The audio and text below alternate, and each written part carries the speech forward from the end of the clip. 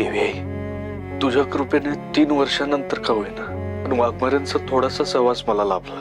त्यांच्या डोळ्यात माझ्यासाठी असणारी काळजी दिसली मला. त्यांच्या वागण्यातनं त्यांच्या मनात माझ्यासाठी कुठेतरी प्रेम आहे हे जाणवलं. आज मम्मीने जो अपमान केला ना त्यांचा, तो अजिबात सहन झाला नाही मला.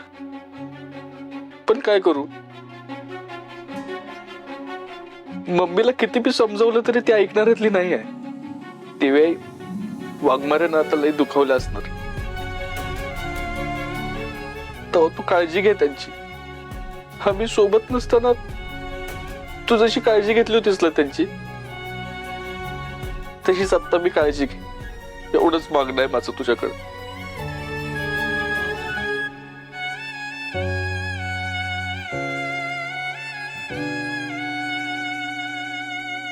सत्य,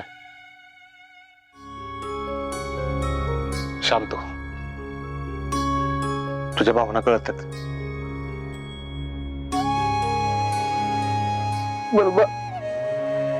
बरोबर प्रेम लागतं बरं माझं नशिबात. एवढ्या नात्यांच्या पसारात असून मी माझं प्रेमाचा माणूसच माझ्या बरोबर नाही आहे.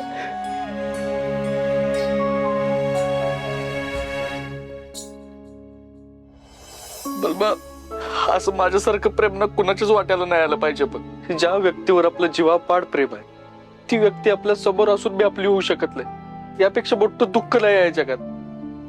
त्या गोष्टीचा लई त्रास होतो रे बलबा मला. जिवंत असून मी बेल्यासारखं वाटतंय मला. सत्या, अरे असं कशाला बोलतोयस तू? अरे तुझी वहिनींची गाठ स्वतः जन्मासाठी बांधली गेली. अरे तुमचं प्रेम एवढं कमकुवत नाही सत्या.